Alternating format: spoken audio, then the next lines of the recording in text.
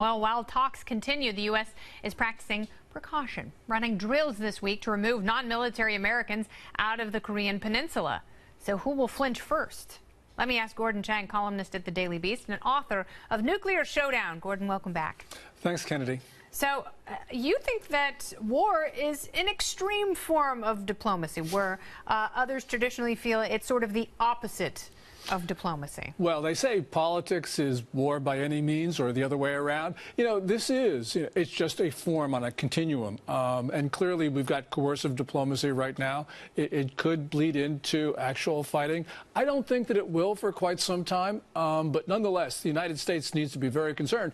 And actually, we are preparing for war right now because, as you mentioned, we're practicing the evacuation of American citizens. We're also doing something even more extraordinary. And that is, we're looking at a Taiwanese ship because we want to know if it would serve as a good hospital vessel for us. That is just something unprecedented. And that means that the Pentagon really is thinking about going to war and what we'd have to do to protect Americans. Yeah, and considering, the casualty rate and what kind of ships would be able to offer immediate surgical assistance. And that was the inspection of that ship.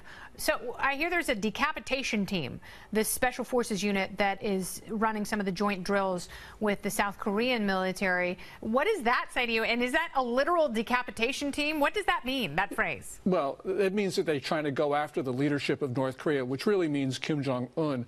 And of course, all militaries practice this. What is different here is that we're actually talking about it in public, because normally that's not done. And really what they're trying to do, of course, is scare and intimidate Kim Jong-un. I'm not so sure that it really does. I mean, it'd be very difficult to get at him unless we were doing it with a missile. Yeah. But actually putting people on the ground to try and find him, that's probably not going to happen. Yeah, it seems, well, who knows? I don't know that anything is out of the realm of possibility. Sure. And, we've, especially after the Osama bin Laden raid, special forces are quite imaginative, and they spend a lot of time strategizing and preparing. So that wouldn't surprise me. What I do think is interesting is a lot of the language that's directed at North Korea is really directed at China.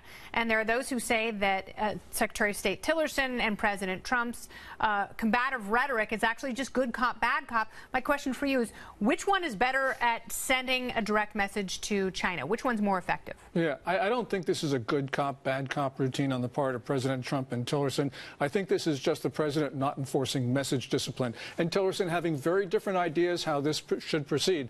When it comes to China, I think the most important thing is that it's the economic pressure that we're applying on them, not the insults, not the threats. Not now, but it will be. I mean, President Trump's September 21 executive order really would cut off all dealings with Chinese businesses and banks that deal with the North Koreans, may even cut off business with China itself. This really is strict. This actually does have the potential of disarming North Korea peacefully by going at China, its main sponsor. But the administration's got to be very clear that it's got to have the political will to actually enforce this. And right now in the Treasury Department, they don't have the sanctions people right there to enforce the rules prior to September 21. These September 21 rules just increase their workload exponentially. They're just not there. Yeah, and there aren't enough people to cover it. Certainly not. All right, so, this is very interesting because we have seen North Korea, when the United States and South Korea have run their joint military operations, that's when we tend to see missile launches. Provocations. Yeah. What are you expecting now? I'm not expecting it now. I mean, I'll put myself out on a limb because I'll probably be wrong. But right now what we're going to be is China's 19th National Communist Party Congress. It starts on Wednesday, goes for about a week. And then after that, they have the first plenum, which is the really big deal. So that's about 7 days, maybe 8 days. And this is the most sensitive time in the Chinese political calendar. And if the North Koreans do something really provocative, it means the Chinese have lost day-to-day control of the North Koreans. But if the North Koreans are quiet through this National Congress and first plenum, it really means that the Chinese are controlling things, because the North Koreans have gotten the message from Beijing, don't do anything belligerent. Yeah. So we're going to wait, and we're going to see a lot about this relationship between Beijing and Pyongyang in the next week. Yeah, we'll see if North Korea is terrified that China is going to yank the leash yet again. Yes. and choke them out. Who's to say? That's a very interesting timeline you've laid out. So we'll watch for the next 8 days and see if we hear a peep out of North Korea.